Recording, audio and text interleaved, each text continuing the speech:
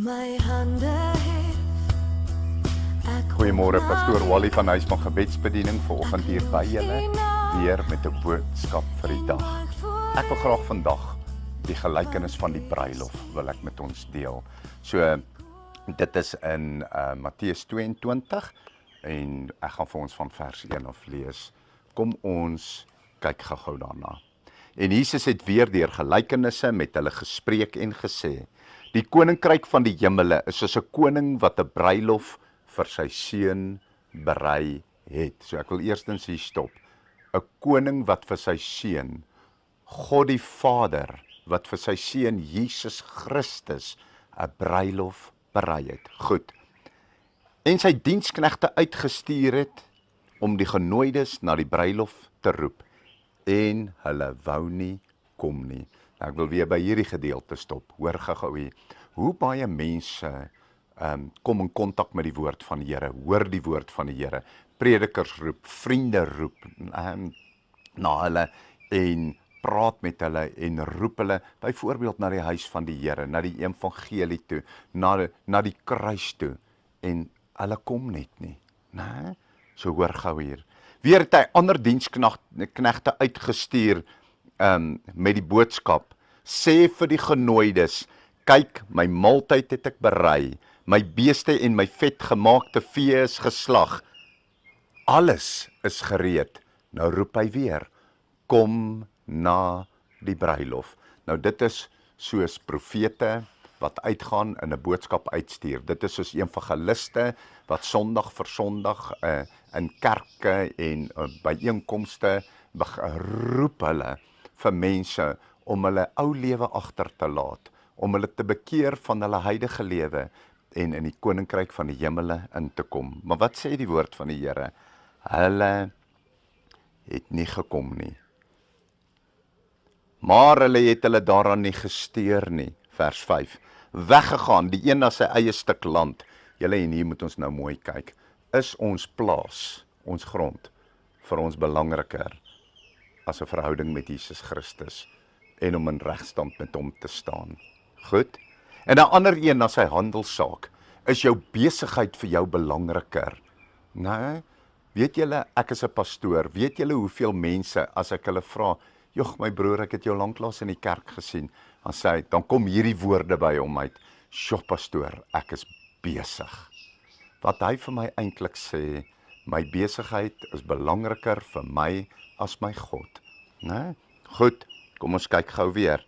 Vers 6. En die ooriges het sy diensknegte gegryp en mishandel en doodgemaak. En toe die koning dit gehoor het hy kwaad geword en sy manskappe uitgestuur en daardie moordenaars omgebring en het hulle stad aan die brand gesteek. So wat sê hierdie skrifgedeelte vir ons? Dat die koning van die konings en die Here van die Here, daar kom 'n oordeelsdag. Julle, en hierdie, hulle stad is aan die brand gesteek. Hulle wat nie wou kom nie, hulle wat te besig was om tyd met hom te spandeer, om hulle lewe in 'n oorgawe aan hom oor te gee, né? Hy sê dat hulle sal die koninkryk van die hemele nie beerwe nie, hierdie, en hulle stad aan die brand gesteek, hulle sal in die hel se vuur gewerp word. Nou, vers 8, daarop sê hy vir sy diensknegte: Die bruilof is wel gereed, maar die genooides was dit nie werd nie. Hulle was dit nie werd nie, want hulle plaas was belangriker vir hulle. Hulle vriende was belangriker vir hulle. Hulle eie tyd was belangriker vir hulle om dit langs 'n dam of by 'n braaivleis of 'n partytjie of 'n wat ook al te spandeer. Nee, eerder as om hulle tyd met hulle God te spandeer. Daarom sê hy, hulle was dit nie werd nie. Nou sê hy, gaan dan uit op die kruispaaie, nooi almal wat julle mag vind na die bruilof. En daardie diensknegte het uitgegaan op die paaie en almal versamel wat hulle gevind het, slegtes sowel as goeies. En die bruilofsaal het vol gaste geword. En toe die koning ingaan om na die gaste te kyk, sien hy daar iemand wat nie 'n bruilofskleed aan het nie. Nou om deel van die bruilofsmaal van die Here te kan wees, eendag moet jy 'n bruilofskleed aan hê. Okay, dis kom hy daarna verwys. Hy sien iemand wat nie 'n bruilofskleed aan het nie. En hy sê vir hom, vriend, hoe het jy hier ingekom sonder 'n bruilofskleed aan? En hy kon hom geen woord sê nie. Toe het die koning vir sy dienaars gesê, bind sy hande en sy voete, neem hom weg en werp hom in die buitenste duisternis. En daar sal 'n geween wees en 'n geknars van tande. Nou, hy sluit af met vers 14. En dit is die sleutel van hierdie hele boodskap. Want baie is geroep, maar min is uitverkies. Julle sal jy 'n uitverkieste van die Here wil wees? Kom aan, vra jouself daai vraag.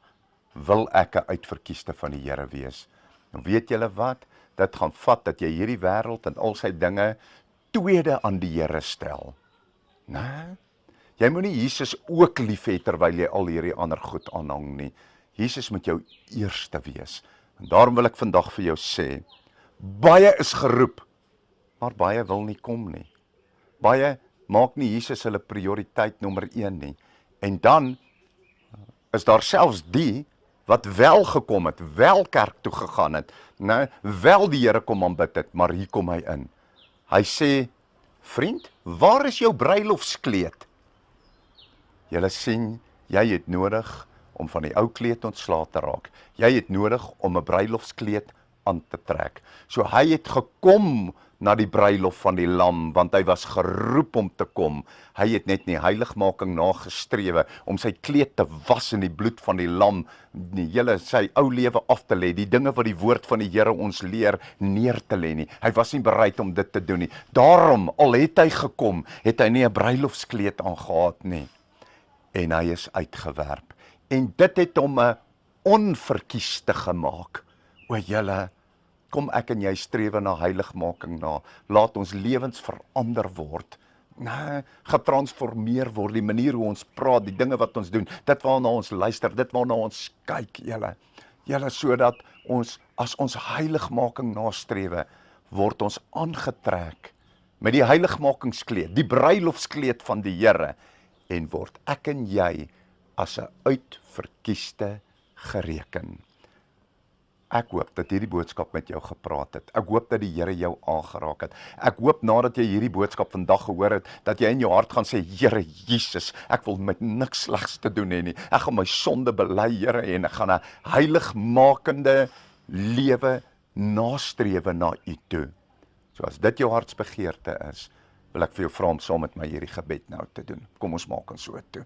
Vader, ons kom na U in die naam van Jesus Christus, U Seun. Here Jesus, ons het U lief. Here, ons neem die volle prys aan wat U aan die kruis betaal het vir ons, Here. Ons vra U om ons sondes en ons ongeregtighede te vergewe. En ons nou skoon te was met die bloed van Jesus Christus, U Seun. Here, en brand in ons harte en ons lewens in, om heiligmaking met alles wat in ons is, na te strewe, Here, sodat ons eendag by die bruilofsmaal van die lam 'n waardige kleed sal aan hê.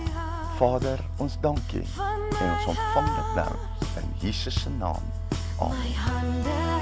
Liefde, seëning, pastoor. As jy hierdie bediening geniet het en jy wil baie graag nog aanhou dit kry, as jy daar op die skerm kyk, dan gaan jy sien aan jou regterkant, onderkant is daar so wit en rooi knoppietjie wat jy net op kan druk, dan registreer hy jou by ons kanaal en dan elke keer as 'n video opgelaai word, dan gaan hy jou laat weet dat daar nou 'n nuwe video opgekom het. So hoop om julle op die kanaal te sien. Baie liefde en seëning vir julle. Amen.